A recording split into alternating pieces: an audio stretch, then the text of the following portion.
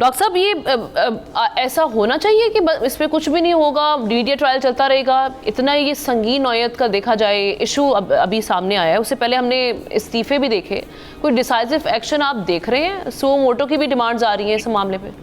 मैं इस पे जो खत है उसका जो मेन आपका क्वेश्चन है उसके ऊपर जाऊंगा, जो लीगल इसकी पोजीशन है पहले तो उसको मैं आपके सामने रख देता हूँ। देखिए, एक बात याद रखिए, इदारे कभी गलत नहीं होते हैं, इदारों में मौजूद लोग गलत होते हैं, चाहे वो फौज हो, चाहे वो एजेंसी हो, चाहे वो अदालत हो, चाहे वो आप मीडिया हो, चाहे वो पार्लियामेंट हो, इदारे कभी गलत नहीं होते। हम इदारों को हिट ना करें, हमारा मकसद है कि हम उन लोगों को पॉइंट आउट करें जो इस इदारे में बैठकर गलत होते हैं, पहला।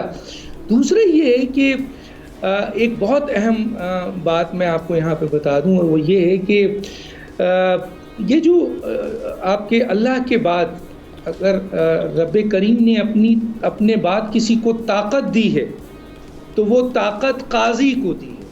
काजी के पास बहुत ताकत, काजी से मुराद मेरी है जजेस, ठीक है। अब किसी भी मुल्क के लिहाज से जजेस के अपने पावर्स होते हैं। अब मैं आता हूं आपके इस मेन खत के हवाले से। देखिए, 175(2) जुरिडिक्शन है सुप्रीम कोर्ट की, ये चीफ जस्टिस की नहीं है, ठीक है। 175(2) की जुरिडिक्शंस में सुप्रीम कोर्ट की जो जुरिडिक्शन है वो डिस्क्राइब है, वो इस खत को इंटरटेन नहीं कर सकते। अब आते हैं हम के जनाब चीफ जस्टिस क्या इस खत को इंटरटेन कर सकते हैं? तो उनकी भी जॉब डिस्क्रिप्शन, उन्होंने अपनी ताकत को अभी पिछले दिनों जो है वो सरेंडर किया और एक कमेटी, जो जजेस की कमेटी, उसके हवाले कर दिया। क्या वो कमेटी ये कर सकती है? नहीं, वो भी ये नहीं कर सकती। अब आता है जनाब 189 के तहत जो कोर्ट होती है, यानी सुप्रीम कोर्ट 189 के तहत कोई ऑर्डर पास नहीं करती है, जजमेंट जरूर पास करती है जो तमाम कोर्ट्स इंक्लूडिंग हाई कोर्ट्स को मानना होता है। अब आइए 209 जो है वो सुप्रीम जुडिशियल काउंसिल है, जो डिस्क्राइब है कि यहाँ पर केस जो है वो एक आम आदमी भी ले जा सकता है, रियासत भी ले जा सकती है, हुकूमत भी ले जा सकती है, लेकिन जजेस के कंडक्ट के खिलाफ, जजेस के आपके तर्ज़े जो उनकी तर्ज़े ज़िंदगी है, या जो भी उनकी कंडक्ट है, या जो भी उनकी करप्शंस है, उसके खिलाफ जो है वो सुप्रीम जुडिशियल काउंसिल में जाया जा सकता है। अब इस खत सुप्रीम कोर्ट को लिखना और कन्वेंशन का कहना, देखें ने, इस हाई कोर्ट्स इंडिपेंडेंट है, हाई कोर्ट सुप्रीम के अंडर में नहीं है। एडमिनिस्ट्रेटिवली अगर किसी जज को, या एक जज हो या 6 जज हो, उनको अगर कोई शिकायत है तो वो जाएंगे एडमिनिस्ट्रेटिवली इस्लामाबाद हाई कोर्ट या किसी भी हाई कोर्ट के चीफ जस्टिस के पास, और उनसे ये शिकायत करेंगे और उनको ये खत लिखेंगे और एक रेफरेंस फुल कोर्ट मांगेंगे, जहां बैठकर डिसाइड करेंगे कि उनको इस किस्म के मसाइल पेश आ रहे हैं। तो चुनांचे ये जो खत है उसकी कानूनी और आईनी हैसियत जो है वो क्वेश्चन मार्क है।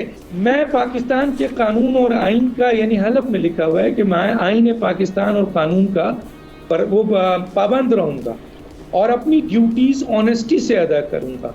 और उसके बाद उन्होंने जो लिखा है, उसके बाद इनको आगे नहीं जाना चाहिए, न किसी से डरना चाहिए। In all circumstances do right to all manners of people according to the law without fear और फेवर, अफेक्शन और इल विल।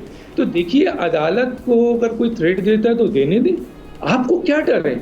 आप फैसले ईमानदारी से करें, आप ठीक है, ईमानदारी से फैसले करेंगे तो आप, यानी अगर आप पे दबाव आ रहा है तो जब आप जज बने हैं तो आपको ये पता होना चाहिए कि आपको दबाव आएगा, थ्रेट्स आएगा, तो फिर ये ओहदा क्यों नहीं जाए आप? डेफिनेटली, अगर ओहदा है और हलफ उठाया है तो फिर फैसला करें, और कोई गलत। और एक और बात यहाँ पे कह दूं, इस मौके पे पाकिस्तान के आर्मी चीफ को और पाकिस्तान के वजीर आजम को इस 6 जजेस का जो खत है, जो कि अब दुनिया में जा चुका है, उसके ऊपर जो कंप्लेन है, ये है सही जगह जो वो देखें, ठीक, वजीर आज़म और आर्मी चीफ भी कि कहां इस मामले को खुद देखें, आप ये कह रहे हैं। ठीक है, सब्सक्राइब करें और बेल दबाएं ताकि कोई खबर रह न जाए।